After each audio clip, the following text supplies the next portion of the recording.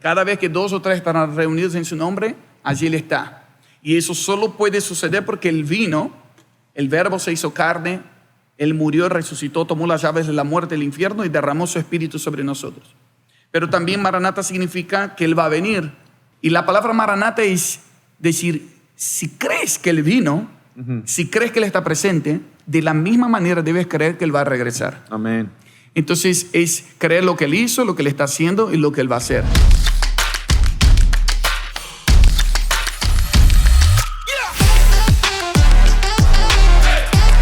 Hola amigos, ¿cómo están? Bienvenidos a un episodio de mi podcast.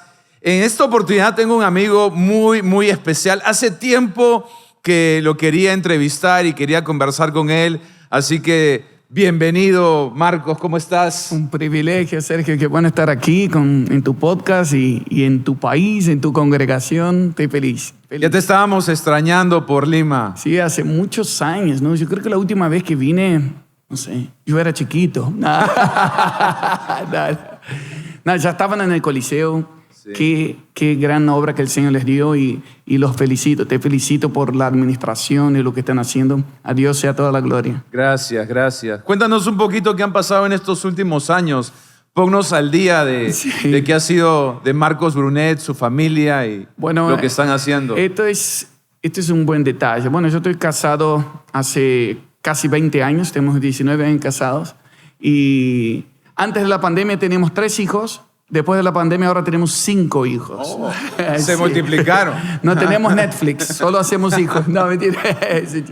Es que adoptamos a 2 hijos en medio de la pandemia y eso para nosotros no era porque nos sobraba tiempo, que no teníamos nada que hacer y adoptamos 2 hijos, sino que creo que Dios nos agrandó el corazón y para nosotros fue una experiencia. En los últimos 5 años creo que yo he aprendido más del Evangelio en este proceso de adopción que todo lo que yo había estudiado antes de teología. Wow. Que en la práctica el Evangelio es como Dios nos transforma de huérfanos a hijos. Total. Y para mí es muy especial porque semana pasada,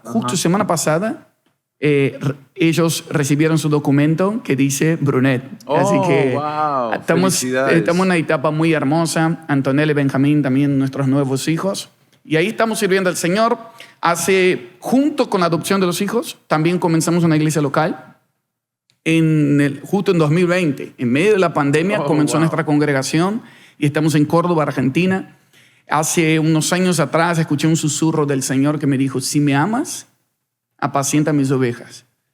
Y aunque seguía con tantas invitaciones para servir el cuerpo de Cristo, con ministerio de adoración, con Toma tu lugar, nosotros, como pasó acá también, con muchas veces que me escribías, así muchos pastores amigos, por un tiempo nos dedicamos solo a poner fundamento. Wow. Y eso también es una expresión de adoración al Señor. Así lo tomamos nosotros, porque no lo estoy haciendo para cambiar de ministerio, cambiar de rubro, o cambiar de tarea, sino para expresar mi amor al Señor. Si Él me dijo, si me amas, apacienta mis ovejas, entonces yo quiero expresarle, dar lo que Él quiere recibir. Y ahí estamos cuidándole. Tenemos una iglesia local, un centro de entrenamiento. Recibimos personas como de 25 países. Wow. Tenemos una casa de oración que funciona de lunes a viernes, abierta para la ciudad. Y ahí estamos sirviendo al Señor en Córdoba y pronto queremos recibirte ahí. Es más, sé que quería honrarte en público para todos los que están viendo. El pastor Sergio se volvió una referencia de Perú en las naciones. Gracias. Cada vez que yo escucho hablar de tu nombre, yo digo, qué buen embajador es el pastor Sergio en Perú. Y vas a visitar mi ciudad también y el congreso más influyente de Argentina. Y gracias por ser una buena voz, un buen representante del reino allá. Gracias, amigo.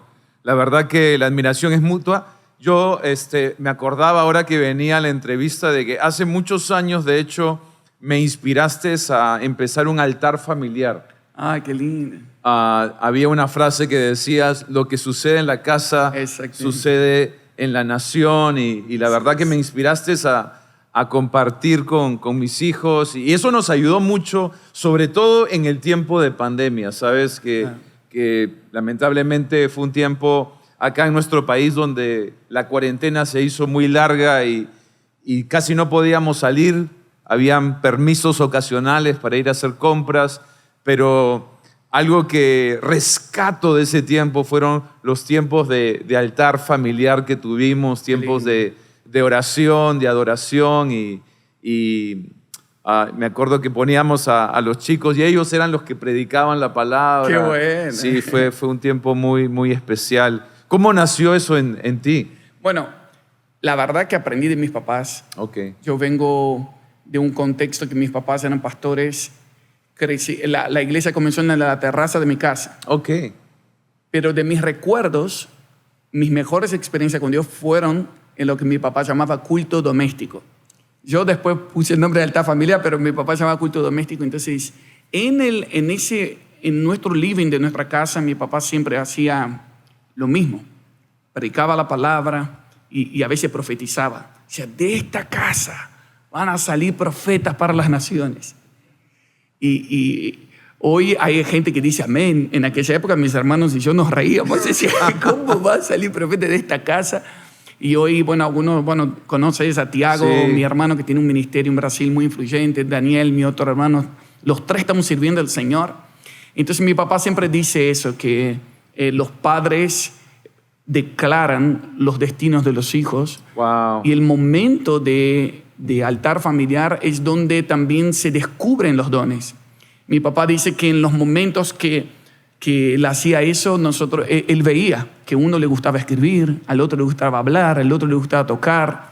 Entonces él fue viendo en qué invertir en cada uno. Hoy tenemos con mis dos hermanos, o sea, somos muy diferentes en lo que hacemos, pero mi papá tuvo la gracia de identificar eso desde chiquito y invertir en nosotros en las diferencias. Pero eso se descubre en casa. Y hoy en día estamos viviendo también como una problemática muy seria, que las familias a veces no tienen tiempo juntos. Cuando están juntos en la mesa, no están conectados, están a veces con el celular o están viendo algo. Pero qué lindo es ver altar. La palabra altar viene de altura. ¿Qué ponemos en el lugar más alto? ¿Qué es lo que estamos poniendo en el lugar más alto de la familia? Y a veces está bien ver series, televisión, está bien jugar, pero ¿cuándo es el momento donde ponemos a Jesús en la cabecera y decimos, toma tu lugar en nuestra casa, venimos a escuchar tu palabra? Y más allá del formato, por eso no me gusta tanto compartir qué hago yo exactamente. Yo creo que cada familia tiene su contexto. Es verdad. Lo importante es decir, tenemos un tiempo de poner a Cristo en el centro. O sea, donde apagamos todas las notificaciones, todas las actividades, y dependiendo de los niños, algunos que quizás no van ni a prestar atención. Entonces, no se puede poner un molde y decir se hace así, punto número 1, 2 y 3. Sino de acuerdo a la realidad de cada familia, porque algunos, el papá no es cristiano, la mamá no es cristiana, pero lo que sí es 2 o 3 reunidos en su nombre, poniendo a Cristo en el lugar más alto, es ahí donde el altar se enciende y el fuego no se va a apagar. Wow. Yo creo que más que nunca es necesario que las familias, los padres entiendan la importancia de tener un altar en casa. Así es. La verdad que no alcanza con venir un par de veces al mes a la iglesia, no alcanza en un mundo que está siendo tan bombardeado, donde las familias están siendo tan atacadas. Qué importante este concepto del altar familiar. Sí, es un ataque desproporcional porque nuestros hijos en el colegio, en las redes sociales, es tanta información que a veces lo único que hacemos es orar un poquito en la comida, orar antes de dormir, y algunos ni eso hacen y no es suficiente. Y es verdad que necesitamos entender que nuestra casa es como un vientre espiritual, tiene que ser un lugar de refugio y no un lugar de caos, no un lugar de pelea, no un lugar de supervivencia, sino un lugar donde la presencia de Dios reposa. Y el concepto es sencillo. ¿Qué tipo de anfitriones estamos siendo para la presencia de Dios? Dios se queda donde es bien recibido. Entonces, si encuentra un papá, una mamá, hijos que dicen, mira, no sabemos bien cómo es, pero queremos que te sientas como en casa. Queremos cantar lo que te gusta escuchar, queremos seguir tu palabra, y el Señor honra los corazones quebrantados que lo buscan. Wow. Qué lindo. Hablando de música, ¿has seguido haciendo música? Sí. ¿Estás sacando algún nuevo disco? Sí, nosotros tenemos un sello discográfico que se llama TTL Music, de Toma Tu Lugar. Y entonces Toma Tu Lugar hoy son muchos ministros. Uno de ellos me está acompañando acá, Jan Earl, y otras voces en el ministerio donde siempre están sacando algo, que no necesariamente soy solo yo. Buenísimo. Nos hemos multiplicado como una familia ministerial de voces proféticas y canciones que todo el tiempo hay, y diferentes formas, diferentes estilos. Pero como Toma tu lugar, todos los años lanzamos algo. Lo último que fue Habitación, ¿no? Un álbum que se llamó Habitación, que salió el año pasado. Y ahora estamos preparando uno que se va a llamar Hechos 2:42, basado justamente en el sonido de la iglesia. Cómo exportar un sonido de la iglesia que funcione en las casas, que funcione en el templo y funcione en las calles, de perseverar hasta que Él venga. Pero a nivel personal, el último álbum que lancé justo se llamó Altar Familiar. Oh, wow. Altar Familiar, y que mis hijos oraron en cada una de las canciones. Qué lindo. Sí, es lo que fue lo último que hice, y ahí estamos orando que vamos a grabar este año. Sí. Qué chévere. Hablando acerca de la mesa, de hecho además tienes un podcast con tu esposa. Se llama Tiempo de Mesa. Tiempo de Mesa.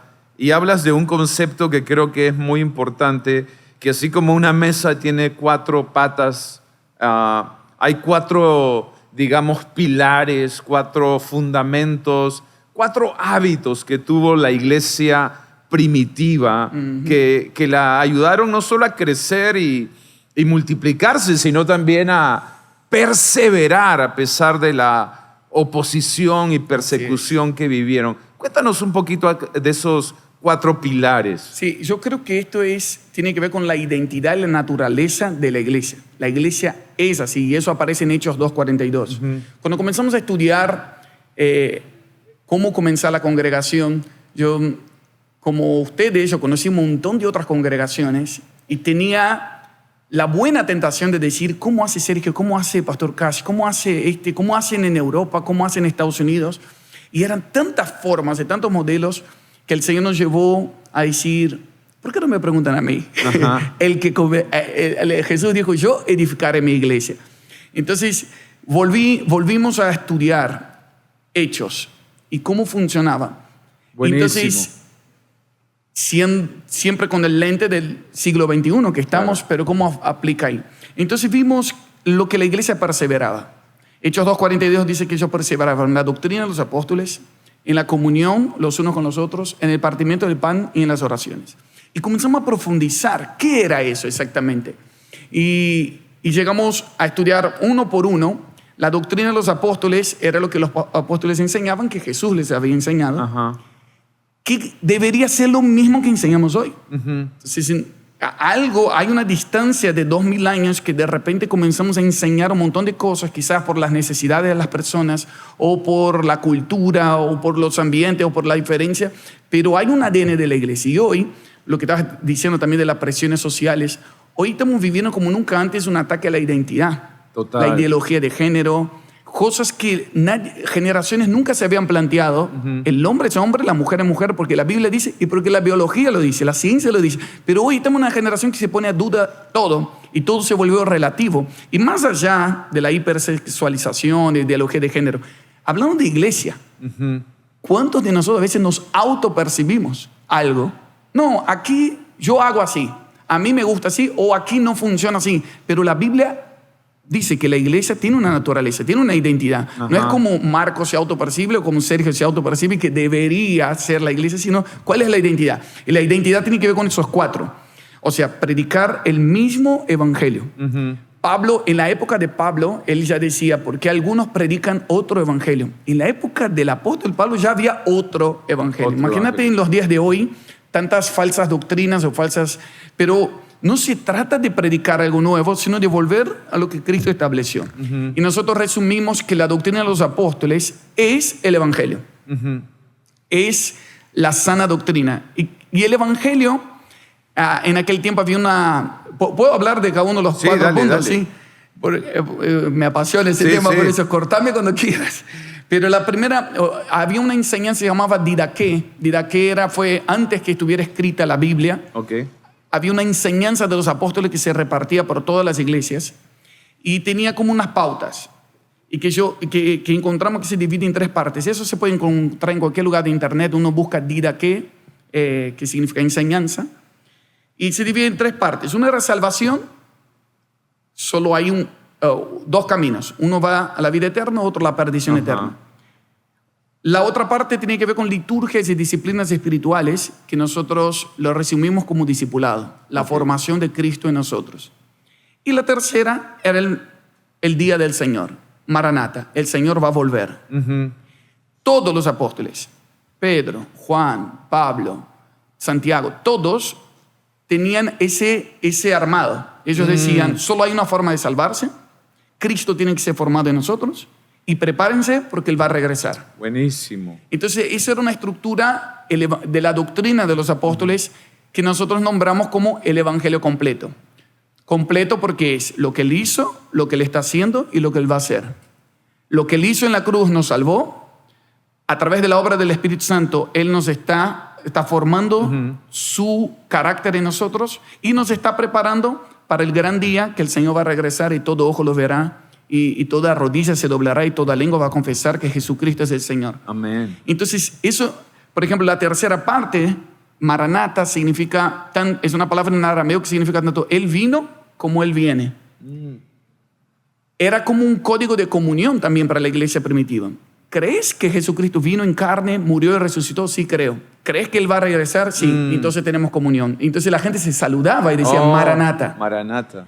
Entonces, hoy en día, ese mensaje en algunos casos se volvió un sobreénfasis del fin o de volverse medio, ¿cómo se llama? No sé si se dice así acá, pero amarillento y ver solo la parte de sensacionalista del anticristo, la bestia, y cuando hay un terremoto diciendo que Cristo viene, y relacionamos el regreso de Cristo con terror, con miedo, cuando en realidad es la base del evangelio, es la bendita esperanza, dice la palabra. Wow. Entonces, y no es algo para eruditos y para alguien que estudió muchos años en el seminario, es todo nuevo creyente en la iglesia primitiva sabía por qué era salvo, cómo Cristo estaba siendo formado en él y cómo se tenía que preparar para el regreso del Señor.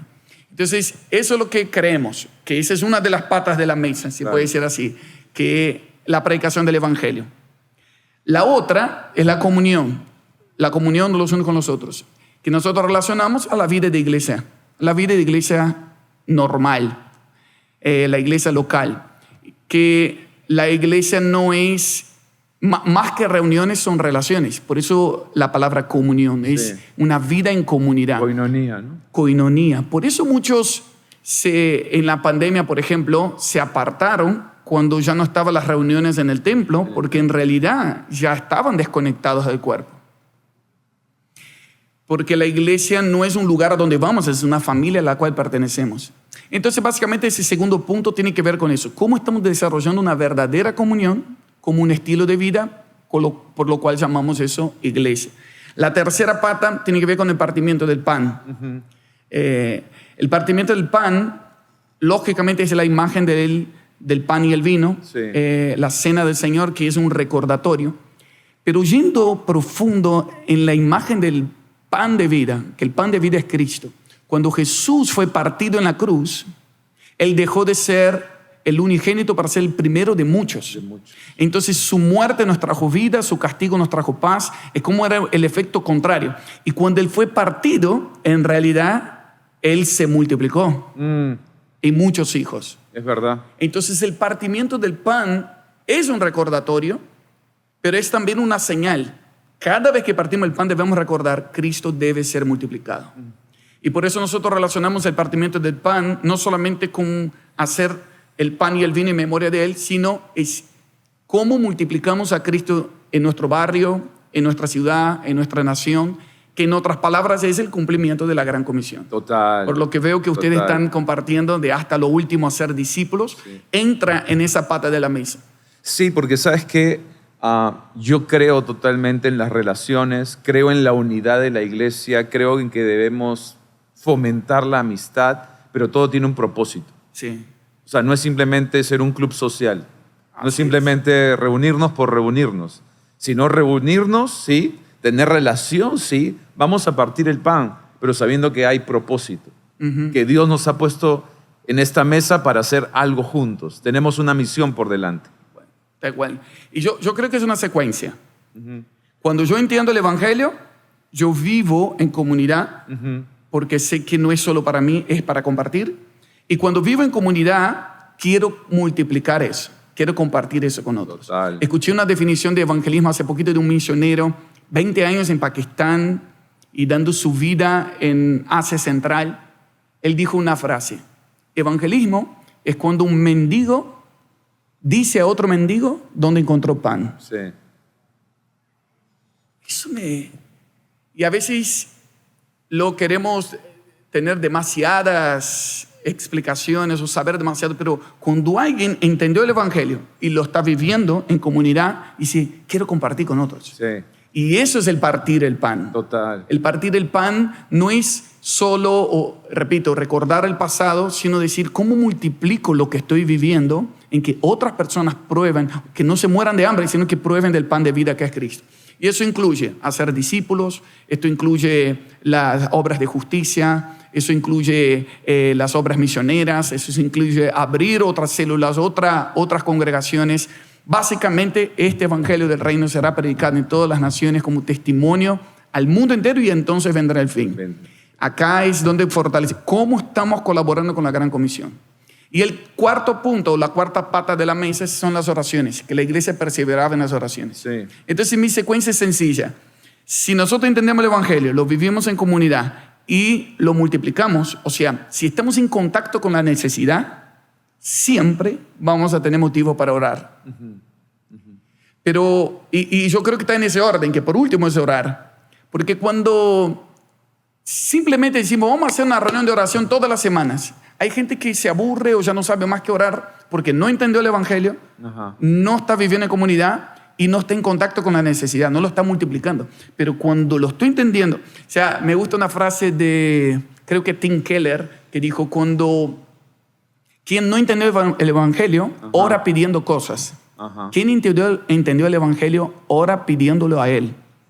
Porque si lo tenemos a él, lo tenemos todo. Y creo que hay una iglesia que va a perseverar en oración. Dice Lucas 18:7, cuando está hablando de la parábola de la viuda y el juez injusto, dice, ¿acaso no hará Dios justicia a sus escogidos que claman a Él día y noche? O sea, cuando se ve, cuando no se ve, cuando se siente, cuando no se siente. Hay una iglesia que va a estar orando día y noche. Y dice, y cuando el Hijo del Hombre venga, hallará fe en la tierra, dice el verso 8. O sea, cuando el Señor venga, ¿cómo va a encontrar la iglesia Agua Viva de Perú? Total. Que nos encuentra orando, que nos encuentra adorando. No nos vamos a estar quejando, no vamos a estar diciendo los problemas que tenemos, sino vamos a decir, Señor, que nos encuentres adorando, que nos encuentres intercediendo.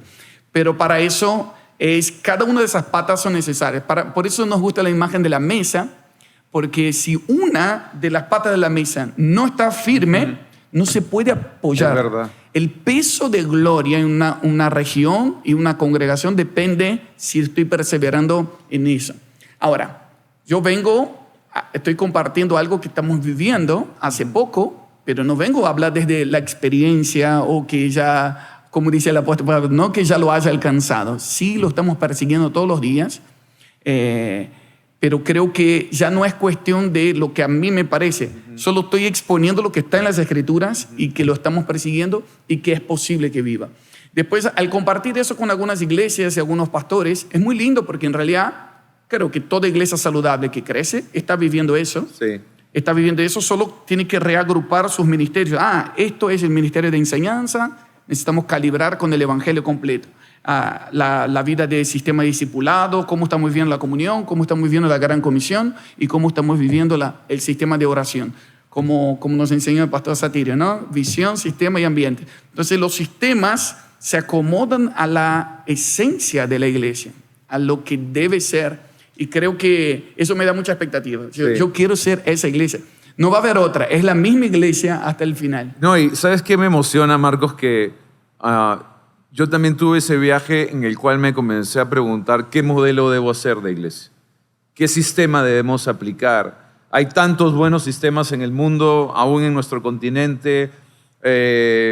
Nuestra iglesia empezó siguiendo el modelo del pastor Cho, por ejemplo, de crecimiento. Y hemos tenido varios sistemas, pero llegó un momento en que yo también sentí claramente que Dios me dijo, yo ya establecí un modelo. Qué bueno. Y es el modelo de la iglesia primitiva. Entonces, si lo vemos en la iglesia primitiva, lo vamos a aplicar en la iglesia. La iglesia primitiva se reunía en el templo y en las casas. Y es por eso que no solamente venimos el fin de semana a la iglesia o el domingo a la iglesia, sino también tenemos las reuniones de grupos, de células. Qué bueno. Entonces, qué bueno. Ese es el modelo a seguir. Y justamente uno de los mensajes que preparé en una serie hablando acerca de la iglesia primitiva era Hechos 2:42, bueno. el fundamento, los 4 pilares. Y me encantó después cuando lo escuché en tu podcast que ustedes también están con un énfasis muy fuerte en esos 4 pilares. Sí, como dije, estamos aprendiendo y estamos poniéndolo en práctica. Si cualquiera, bueno, cuando vengas y que nos visites vas a ver cómo está funcionando en la práctica, pero por eso no creo que sea un nuevo modelo, una nueva moda, total. una nueva forma. Creo que Dios está acercando cada vez más la iglesia al diseño original, entonces vamos a tener los frutos de lo mismo que pasó ahí, que a pesar de la persecución de Roma, crecía. Era persecución y avivamiento, era imparable la iglesia porque perseveraba en esas 4 cosas. Y creo que Dios nos está llevando a eso, que madurez no necesariamente está diciendo cosas nuevas, sino fortalecer los fundamentos que siempre deberían ser. Te escuché una frase que me impactó, la verdad. Decías, si nuestro cristianismo, nuestra espiritualidad es superficial hoy, es la antesala para una fe fría mañana. Así es. Cuéntanos un poquito acerca de qué significa una fe, un cristianismo superficial. Wow. Dice Mateo 24:12, dentro de la característica que Jesús está hablando, Jesús hablando de cómo va a ser el fin de los tiempos, ya no es opiniones de hombres, es el mismo Jesús. Y en el verso 12 él dice, porque la iniquidad aumentará y el amor de muchos se enfriará. Se enfriará. Sí. Es como que hay una imagen acá. La maldad ya está aumentando y es lo que estamos viendo en nuestra generación. Y el amor se está enfriando. Parece una mala noticia, pero en realidad yo veo lo bueno acá, porque dice, el amor de muchos se enfriará, pero muchos no son todos. Y sé que Dios siempre tiene un remanente en cada generación. Y el verso siguiente dice, y el que persevere hasta el fin, ese será salvo. Entonces yo creo que el que comienza hoy, necesitamos tener una especie de termómetro de nuestra fe. Sí. Y déjame volver a los otros 4 puntos. Sería bueno que cada creyente hiciera como una evaluación personal, del 1 al 10. ¿Cómo estoy entendiendo, viviendo y predicando el evangelio? A nivel personal, si hace mucho que no me emociono por entender que Él me salvó, que me restauró. Hay mucha gente que quizás se acostumbra y dice, no, el evangelio es cosa para gente que está comenzando. Y me gusta una frase que dice, el evangelio no es el ABC de la vida cristiana, es el del A a la Z. El momento que yo pierdo el asombro de decir, wow, Él me adoptó, es el momento que mi corazón se está enfriando. Necesitamos tener un termómetro, porque el que no se está incendiando, se está enfriando. Total. Eso es lo que dice la entropía, ¿no? La ley de la termodinámica. Todo tiende al caos. Si lo dejamos así como estamos, no significa que, no, bueno, yo hace mucho que no leo la Biblia, hace mucho que no oro, hace mucho que no voy a la congregación, pero no estoy mal. Si no me estoy incendiando, me estoy enfriando. Entonces yo creo que si yo no tengo medidores, un termómetro, ¿hace cuánto que no siento fuego en mi corazón ni lágrimas en mis ojos? Wow. Eso debería ser un medidor por entender el evangelio, por la comunión de los santos. ¿Hace cuánto que no me interesa si me congrego o si no me congrego? O cómo está el hermano, cómo está su corazón. Del 1 al 10, ¿cómo está mi nivel de comunión con los santos? Del 1 al 10, ¿cómo está mi nivel de compasión en la práctica? ¿Cuánto estoy compartiendo el evangelio con otros? ¿Cuánto estoy sirviendo de una forma desinteresada? Dar sin esperar nada a cambio. Del 1 al 10, ¿cómo está mi perseverancia en la oración? Entonces, cuando necesitamos identificar o tener gente alrededor que diga, hey, ¿te das cuenta que te estás enfriando? Sí, total. Porque una espiritualidad fría hoy es la apostasía de mañana. Y nadie planifica corromperse. Claro. No, yo un año voy a estar bien y después de ahí echo todo a perder. No, nadie se planifica a enfriarse. Pero de repente, como dice la palabra, ¿no? Que las preocupaciones de la vida, el engaño de las riquezas, de repente va ahogando la semilla. Y que tenemos que tener un termómetro. Tenemos que tener gente que nos ayude a señalar, hey, hace mucho que no te veo llorar en la presencia de Dios. Hace mucho que no te veo compartir el evangelio. Hace mucho. Pero el parámetro, la evaluación no puede ser cosas externas o opiniones personales, sino de acuerdo a esa base de la Biblia, lo que le dice la Biblia. Wow. ¿Sabes? Se me viene mucho este pasaje de Apocalipsis que dice, qué fuerte, ¿no? O sea, es fuerte. Te prefiero frío o caliente, porque si eres tibio, te vomitaré de mi boca. Te vomitaré de mi boca. Y pensaba hasta, a ver, lógicamente, o el sentido común me dice que si yo dejo una taza de café, no va a tender a calentarse, sino si regreso a la hora va a estar fría. Y lo mismo pasa con nuestros corazones. Si no estamos avivando el fuego, si no estamos echando leña a nuestro corazón, eso no va a tender. O sea, como tú decías, aún las leyes naturales nos enseñan que un cuerpo no va a tender a calentarse, sino a enfriarse. Y qué importante tener esas personas que te rodeen, que te ayuden, porque una de las maneras más rápidas que una leña se pueda enfriar es si la sacas de la fogata. Muy bueno, así es. Pero una de las maneras que la puedes avivar es si vuelves ese leño nuevamente a la fogata, ¿no? Solo estar cerca, sí. Y por eso creo que la pandemia fue una muestra de las mayores intensidades que van a venir en el fin.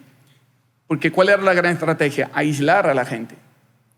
El diablo nos quiere aislados, pero Dios quiere que busquemos aliados. Necesitamos aliados del reino.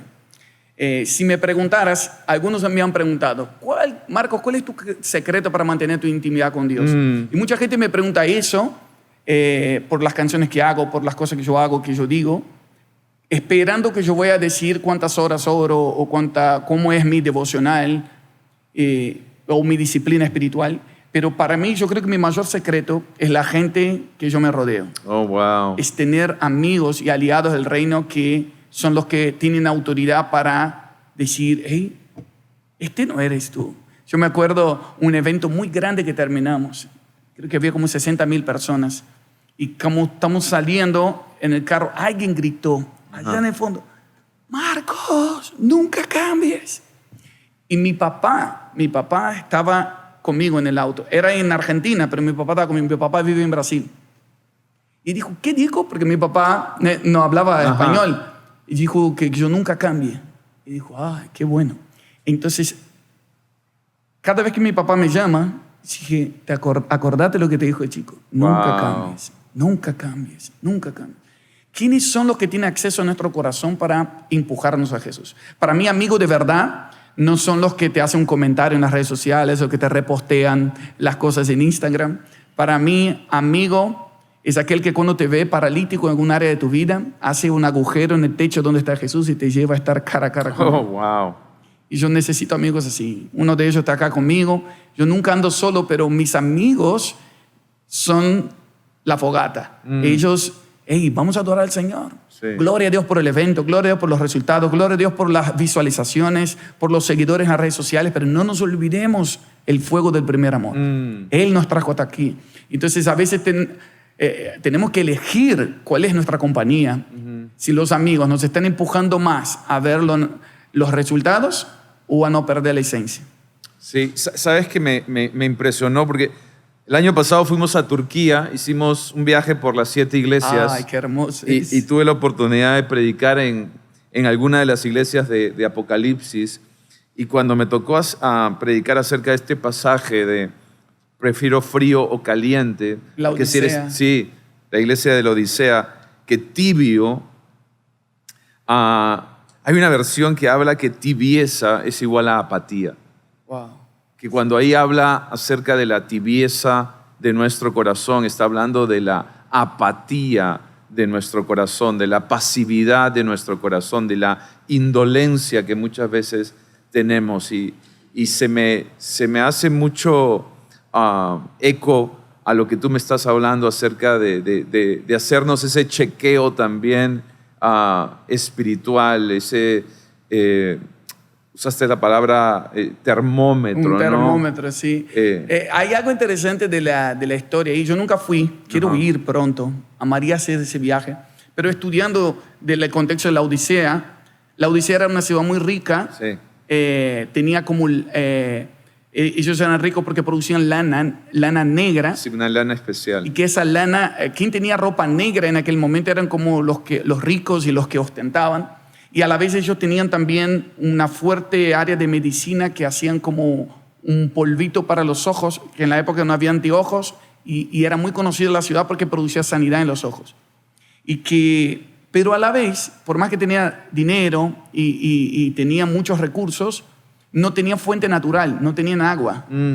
Entonces dependían, había una ciudad que se llama Hierápolis, que tenía agua caliente al lado, y después Colosa, de Colosenses, que tenía el agua fría. Y ellos tenían dinero y construyeron un acueducto y conectaron. Wow. Entonces una traía agua caliente y otra agua fría, pero cuando llegaba tibia.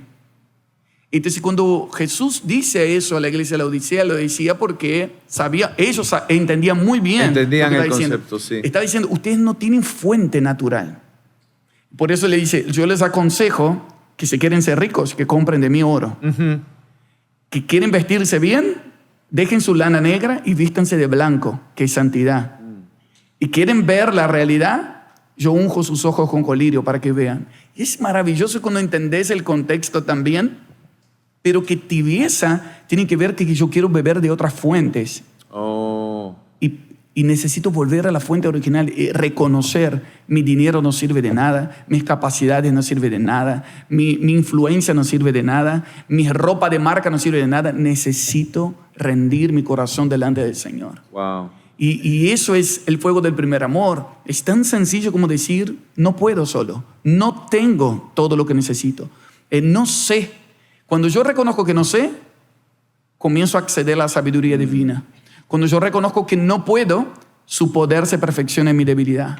Cuando yo reconozco que no tengo, entonces su presencia se manifiesta más. Entonces yo creo que una estrategia del diablo es llevarnos a eso, a creer que podemos, que tenemos, que sabemos solos, y nos lleva a estar construyendo con nuestros recursos fuentes de otros lados que no es el Señor. Y eso nos lleva a una vida de apatía y de tibieza. Y lo peor de todo que me parece ahí es la expresión cuando dice te vomitaré de mi boca. Porque te vomitaré, aunque suena muy asqueroso, el ejemplo, lo que está diciendo es, si crees que estás bien, que tienes todo, no te voy a hablar más. No vas a estar en mi boca. Qué fuerte es. Yo no sé a ti, pero doy gracias a Dios por el ministerio. Veo la influencia que el Señor me dio y estoy muy agradecido. Los números, millones de personas en las redes sociales, las canciones, etc. Pero si el Señor me deja de hablar, me muero. Yo cambio toda la influencia por su presencia. Lo que sostiene la influencia es la intimidad. Entonces, ¿de qué me sirve los resultados? ¿De qué sirve la lana negra? ¿De qué sirve tener recursos naturales si pierdo su voz? Si Él dice, no te hablo más. Entonces tenemos que tener un termómetro y decir, ¿hace cuánto que no siento la voz del Señor ardiendo en mi corazón? ¿Hace cuánto que quizás estoy cambiando los regalos por su presencia? Estoy cambiando los resultados por su voz. Y ahí es tan sencillo como dice, a los que reprendo es porque yo amo. Arrepiéntete y vuelve. Arrepiéntete y vuelve de donde caíste. Sí, ¿sabes? Creo que es importante... de hecho, es una de las patas de la mesa, la oración, pero no la... A ver, creo que muchas veces tenemos la imagen o la idea o el concepto que orar es pedir. Pero oración es mucho más que pedir. Conversar. Es conversar, es sintonizarnos también con el corazón de Dios. Y sé que no eres de... A ver, hay que orar tanto tiempo, ni este modelo de oración, pero ¿qué consejo le puedes dar a alguien que quiere empezar nuevamente a retomar una vida de oración genuina, real? Muy bueno, muy bueno. Yo creo que número uno es estar consciente de con quién estoy hablando. Yo creo que muchas veces queremos solo hacer la disciplina por nuestra lista de peticiones y transformamos eso en un monólogo. Pero la oración es un diálogo. Total. Voy a hablar con una persona. Cuando estoy consciente que estoy con el creador del universo, el que tiene su currículo Génesis 1, que con su palabra creó todas las cosas y todas las cosas se sostienen con su palabra de poder, no lo puedo dejar plantado en una cita. Entonces hay gente que pierde de vista con quién está hablando. Claro. Yo pienso, si me dijeras que tengo una cita con el presidente de Perú, aquí, me voy a preparar, voy a pensar qué voy a hablar y qué conversaciones puedo tener o qué cosas puedo preguntar, cuántas cosas quizás sepa y etcétera. O el presidente de la ONU, o el presidente de Estados Unidos, más allá del contexto. Cuando sabes que vas a estar con alguien que sabe mucho o que tiene mucha experiencia, piensas en qué pregunta vas a hacer. Es una persona interesante, por más que creas cosas diferentes. A mí me gusta mucho aprender de la gente. Sí. Pero cuando perdemos de vista de delante de quién estamos, no sabemos qué hablar. Wow. Y no tenemos temas de conversación. Entonces, número 1, retomar el peso de quién es la persona que estoy hablando, que es el que es mucho más interesante que cualquier presidente de esta tierra. Él es el soberano de los reyes de la tierra. Él es el primogénito de la creación. Él estuvo antes que todas las cosas fueron hechas y Él sabe todas las cosas. Es muy interesante sentarte con alguien que sabe todas las respuestas. Pero ¿por qué no vamos a conversar? Porque perdimos de vista que Él es el que puede, Él es el que sabe y Él es el que tiene. Entonces, creo que número 1 es eso. ¿Y cómo hacemos ese camino de regreso? Ahí entran las Escrituras. Yo creo que la Biblia es los temas de conversación que Él dejó. Todo lo que conocemos de Dios no es por nuestra imaginación. A Dios no se le imagina, a Dios se le conoce. Y Él dejó escrito lo que Él quiso revelarse. Entonces, acá conocemos la personalidad de Dios. En la Biblia conocemos los atributos de Dios. Y conocemos también incluso lo que Dios quiere que oremos. Entonces, cuando alguien no sabe qué decir, arranca con la Biblia. Agarra los salmos, agarra las oraciones que Jesús enseñó a los discípulos, Padre nuestro que estás en los cielos. Las oraciones de los apóstoles. ¿Qué oraron ellos? Eso es lo más certero que yo puedo orar. Si no sé muy bien qué tema conversar, cuando oro la Biblia, estoy conversando lo que le interesa a Dios conversar. Me acuerdo el Salmo 2:8 cuando dice, pídeme y te daré las naciones como herencia. ¿Y qué hacemos nosotros? Pedimos automóvil, pedimos casa, pedimos con quién me voy a casar. Cuando dice, no, yo te dije, pídeme y te daré las naciones, así que pídeme lo que yo te quiero dar. Cuando te alineas a mis deseos, que yo te quiero dar una nación, dentro de la nación te voy a dar el automóvil, la persona con quien te vas a casar, te voy a dar todos los recursos necesarios, pero pídeme lo que yo te quiero dar. Y entonces, cuando no lo conocemos, comenzamos a pedir cosas. Es como estar con un presidente y decir, ay, ¿me podrías arreglar este celular, por favor? Y le dice, hey, si supieras que yo te puedo dar permiso para construir una estación de celular. Entonces, cuando perdemos de vista, también perdemos la influencia que podemos tener en su corazón y las cosas que podemos colaborar con su plan. Sabes que mientras hablabas se me venía esta idea un poquito complementando lo que estás diciendo. No lo había pensado, de hecho, pero cuando tú dices, qué importante saber que estoy delante del trono del Creador del universo, ¿no? Pero también qué importante saber que tú eres un hijo delante de Dios. No solo quién es. Exacto, no solamente quién es Él, sino quién eres tú. Muy bueno. Porque si voy delante de Dios como un mendigo, como un huérfano, muy bueno, entonces mi oración cambia. Voy a pedir migajas. Voy a pedir la casa cuando puedo pedir las naciones. Wow, es cierto. Muy bueno. Y pienso también el ejemplo, por ejemplo, una junta directiva, que está el presidente en la punta y todos los gerente comercial, de publicidad, de administración, y todos queriendo ganar favor con el presidente porque si dicen cosas correctas pueden ascender. Y de repente entra un flaquito de jean y le dice, pa, ¿me das la billetera? Yo creo que el que sabe que es hijo tiene la billetera de papá, tiene todos los recursos de papá y no está peleando por una posición está peleando por el corazón del Padre y sabe quién es, y eso es un buen punto. No solamente saber quién es el Padre, pero saber que soy hijo y que tengo herencia. Muy bueno, muy bueno, muy bueno, muy bueno. Marcos, hay un mensaje que está también en tu corazón y es el de Maranata, lo compartiste al comienzo. Pero también dijiste que muchas veces se ha sobreexagerado sobre este mensaje. Cristo viene y quizás toda una generación estuvo cruzada de brazos esperando que Cristo venga. Pero en realidad, Maranata, ¿qué significa? Muy bueno, muy buena pregunta. Gracias por preguntar. Para mí, entra ahí dentro del contexto del Evangelio. Ajá. Por eso no hago un sobreénfasis en el fin, sino en entender el Evangelio. Pero la palabra en sí, Maranata, es una palabra en arameo que es muy interesante, ¿no? La Biblia fue escrita en hebreo y en griego, pero Dios quiso poner esa palabra. Solo aparece una vez explícitamente en la Biblia, que es en 1 Corintios 16, 22. Un saludo de Pablo a la iglesia de Corinto. Dice, si alguno no amare al Señor, que sea anatema, Maranata. Uh-huh. Entonces, Maranata es una palabra que le usó en arameo que, dependiendo de cómo se escribe, puede ser ven Señor o el Señor ha venido. Okay. Y nosotros podemos extraer por lo menos 3 significados de eso. El Señor vino, por lo cual eso garantiza su presencia entre nosotros hoy. Uh-huh. Cada vez que 2 o 3 estarán reunidos en su nombre, allí Él está. Y eso solo puede suceder porque Él vino, el Verbo se hizo carne, Él murió, resucitó, tomó las llaves de la muerte del infierno y derramó su Espíritu sobre nosotros. Pero también Maranata significa que Él va a venir. Es una esperanza concreta. Así como yo creo que Él vino en carne y hueso, y ni tú ni yo lo vimos. Uh-huh. Qué interesante, ¿no? Nosotros creemos que Él vino, nació de una virgen que físicamente creció en Israel, murió y resucitó. Creemos, pero no lo vimos.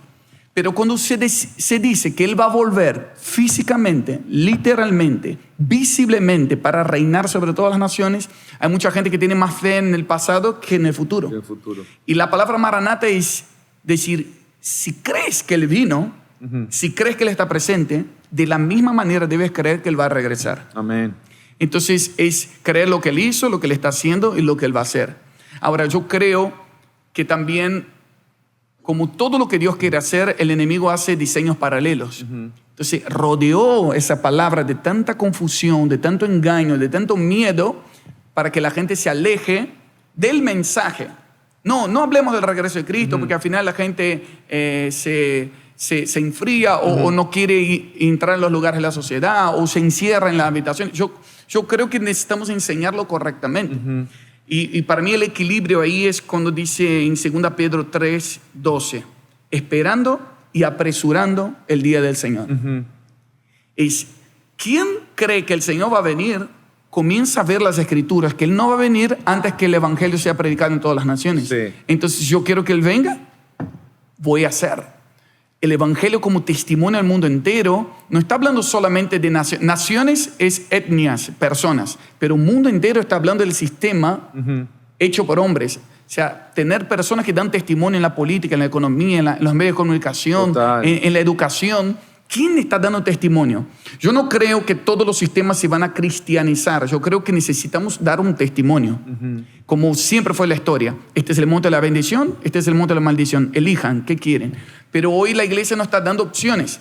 Entonces yo creo que cuando una iglesia entiende el mensaje Maranata, comienza a entrar una urgencia por la predicación del Evangelio, una urgencia por la santidad personal, una urgencia por la madurez, porque hasta que todos lleguemos a la madurez del Hijo, hasta que todos seamos una iglesia sin mancha y sin arruga, entonces hay una urgencia en hacer cosas para colaborar con su plan, para colaborar con la consumación de la historia. Entonces para mí Él escribió la historia, Él nos está incluyendo en su historia, uh-huh, por medio de la salvación, y Él va a consumar la historia. Uh-huh. Y ahora depende de nosotros si vamos a ser colaboradores o si vamos a estorbar. Uh-huh. Y yo quiero ser de los que colaboran. Sí. ¿Sabes qué? Cuando empezó el conflicto entre Israel y Hamás, hace ya como año y medio, sí, pues muchas personas comenzaron a decir, el fin del mundo es inminente, Apocalipsis. Y bueno, a raíz de todo eso hice una serie para la iglesia. Hice un estudio de las palabras de Jesús, de Pablo y de Pedro, que acabas de mencionar. Y básicamente fue un estudio de 4 o 5 semanas acerca de los últimos tiempos. Pero básicamente lo que encontré es que los tres, incluyendo el Señor Jesús, lo que nos dice es prepárense. Muy bueno. Estén preparados. Tú no sabes el día, tú no sabes la hora. No sabes si va a ser mañana o no sabes si va a ser en 100 años. Muy bueno. Pero estate preparado. Es más, el mismo ejemplo de las vírgenes.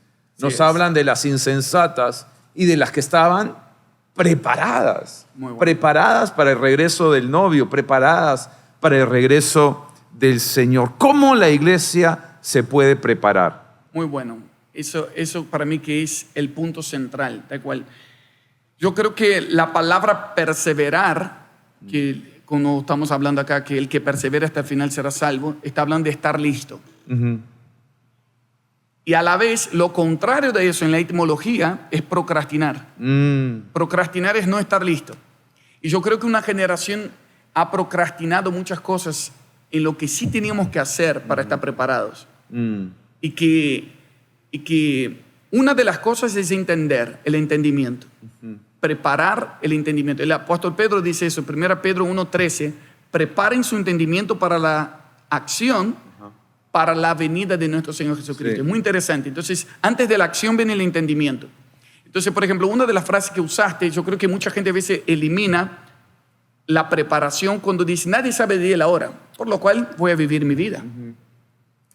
Pero el contexto que Jesús dice, nadie sabe el día y la hora, está hablando que son principios de dolores. Y no dolores de muerte, dolores de parto. Sí. Y es un parto natural. O sea, nadie sabe el día y la hora de un parto natural, pero todos sabemos, 6º mes, 7º mes, hay cosas visibles que van pasando, dice algo bien. Entonces hay mucha gente que dice también, siempre hubo guerras, siempre hubo terremotos, siempre hubo pandemias, porque dicen que ahora Jesús está volviendo. El concepto es como que las contracciones van a ser cada vez más intensas y más seguidas. Más intensas y más seguidas. Y Jesús dijo, no pasará esta generación hasta que todo esto suceda. Entonces está hablando, habrá una generación que va a ver todas esas señales de Mateo 24 juntos. Y esa generación tiene que estar preparada. Y creo que Dios está soplando eso sobre nosotros. La pandemia, después la guerra con Israel y diferentes asuntos, está haciendo con que la iglesia vuelva a hablar de eso. Sí. Pero ahora de una forma madura, no de una forma como un sobreénfasis en el fin, solamente viendo las señales. Y me gusta tu pregunta, retomando con cosas prácticas. ¿Cómo me preparo? Número 1, teniendo entendimiento. ¿Cuáles son las señales? ¿Qué es lo que Jesús dijo que tenemos que hacer? Y ahí entra la vida de iglesia de los 4 puntos. Yo creo que la forma de prepararnos es conociendo el Evangelio, viviendo vida de comunión en la iglesia, compartiendo el Evangelio con otros y permaneciendo en adoración e intercesión. Porque adoración e intercesión es lo que la Biblia dice, velen y oren, mantenerse despierto. A mí me gusta mucho también la parábola de las 10 vírgenes, porque están hablando que son 10 vírgenes. O sea, las 10 son santas y salvas. Solo que 5, el porcentaje es muy grande. Sí. 50% se volvieron insensatos. Insensato es sin sensibilidad. Perdieron la sensibilidad. Y 5 se dedicaron a producir aceite, que es intimidad con Dios. Entonces, como hablábamos fuera de cámara, lámpara encendida lámpara es la estructura y aceite es la esencia, la intimidad con Dios. Entonces, algunos solo tienen intimidad, pero no tienen estructura. No van a ningún lado. Y otros solo tienen estructura, pero no tienen intimidad, entonces están apagados. La pandemia reveló mucho a esa gente que tenía estructura, pero no tenía aceite. Entonces, la iglesia preparada es la iglesia que está teniendo lámpara encendida. Encendidas. O sea, dedico tanto tiempo, energía y recursos para el sistema y la estructura, al mismo nivel estoy preparando a la gente en intimidad con Dios, en vigilias, en adoración, en intercesión, no solo para sostener la estructura, sino para mantenernos despiertos para el Señor. Wow. Porque el aceite extra no era para el ministerio, era para el amado. Entonces, a veces nuestra vida de oración se resume solamente en recibir una palabra para el domingo o para ministrar el que es músico, el que está sirviendo, y ora solo para tener aceite para dar a otros, pero se queda sin aceite extra para el Señor. Oh, wow. Y yo anhelo ver una iglesia que está preparada para Él. Entonces, no me importa tanto el asunto de la tribulación antes, después, el milenio o la bestia, el anticristo, cuando va a aparecer. El asunto es, tal cual. Si yo estoy con lámpara encendida, puede venir la hora más oscura y mi amado está conmigo. Y si Él está conmigo, si Dios es por nosotros, ¿quién contra nosotros? Otro ejemplo. Sí, porque mucha gente se queda justamente en esos detalles que al final del día lo importante es lo que estás diciendo. Estar preparado. Estar preparado. Me gusta la idea de un maratón. Entonces, algunos que creen que vamos a ir antes de la tribulación y otros que creen que es después. Entonces, si crees que es antes, entonces te vas a entrenar para solo un medio maratón, 21 kilómetros. Pero si es después, tendrías que entrenar 42 kilómetros. Sí. Entonces, los que creen, más allá de tu teología, ¿por qué no te entrenas para 42 kilómetros? Y si te vas antes, te vas entrenado. Pero el problema es que si no te vas antes, si te toca ser luz en medio de las tinieblas, porque en medio de la tribulación mucha gente se va a convertir. ¿Cómo se van a convertir? Alguien tiene que estar ahí para predicar, para hacer luz en medio de las tinieblas. Pero más allá de ese asunto, ¿qué creen? Es estar preparados. Muchos se enfriarán, el amor de muchos se enfriarán. Sí. Yo no sé, tú, no sé los que nos están escuchando en casa, pero yo quiero ser de los que perseveran. Total. Yo entré en el mensaje Maranata no porque yo quiero saber todas las señales y no porque yo quiero dar mi opinión, ni por curiosidad de las señales del fin, es porque yo quiero amar al Señor hasta el final. Yo quiero que en aquel gran día Él no me diga malo y perezoso, sino que diga bueno, siervo y fiel. Amén. Con lo que te di, permaneciste fiel. Quiero que termine mi vida y que mi esposa siga enamorada de mí, que mis hijos me honren y que termine la vida siendo cristiano, aunque sea. Más allá de todos los frutos. Pero hay mucha gente que abandona y tú conoces cuánta gente comenzó bien y hoy está apartado, sí. Está en frío y otros en el ministerio también. Entonces, el motor, el combustible es cuidar de mi aceite para el amado. Por eso es lo que me mantiene despierto para Él. Y me gusta mucho esa imagen también de cuando, volviendo a la parábola de las 10 vírgenes, que cuando viene el amado, se oyó un clamor, ahí viene el novio, todas se despertaron y las que no tenían lámpara fueron a pedir a las que sí tenían aceite. ¿Y qué dijeron ellas? No te vamos a dar. ¿Cómo te voy a dar todos mis actos de obediencia? ¿Cómo voy a dar todos mis tiempos que yo tuve con Dios? Yo no te puedo transferir mis decisiones. Yo no te puedo transferir. Eso es lo que las vírgenes prudentes estaban diciendo, las insensatas. Sí. No te puedo dar algo que fue una historia de amor con Jesús toda la vida y no te puedo dar ahora. Anda con los que compran y con los que venden aceite. Eso habla de que hay gente que negocia con la unción. Wow. Que te da el alimento procesado. Pero Dios quiere sacarnos de la parálisis espiritual, de la comodidad de ser solo consumidores, sino de ser productores de aceite. Entonces, eso para mí es la iglesia prudente, la iglesia con lámpara encendida, que cuido de la estructura y cuido de la esencia, y eso me mantiene despierto. Eso es lo que Jesús dice, preparen y velen. Perdón, mi último ejemplo. Jesús dijo, esto será como en los días de Noé. Y los días de Noé, dice que comían, bebían, compraban, vendían. Y no se dieron cuenta cuando vino el diluvio. Entonces mi pregunta es pecado comer y beber? No, principalmente en Perú, no es pecado. Creo que la última vez que vine en ayuno. Hoy no vine en ayuno, hoy voy a comer todo. Ahora, ¿es pecado comprar y vender? No. Pero el pecado ahí fue que las cosas que estaban haciendo no robaron su sensibilidad y no se dieron cuenta del tiempo que estaban viviendo. Entonces vino el diluvio, se cerró la puerta y se quedaron afuera.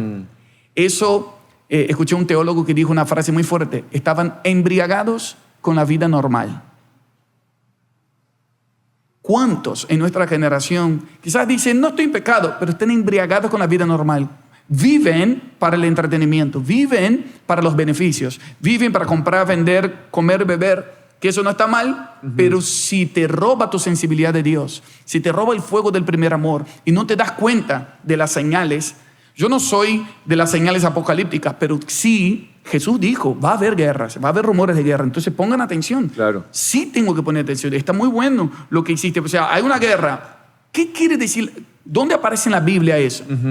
No lo que dice el youtuber tal o la opinión de uno, de otro, sino qué dice la Biblia. Y qué bueno que las señales nos sacudan y nos empujen a Cristo. Nos despiertan, ¿no? Nos despiertan a la palabra. Son como una alarma Y que el Señor nos libre de estar embriagados de la vida normal, embriagados con el sistema y el vino de Babilonia, así que nos mantengamos despiertos por Él y para Él.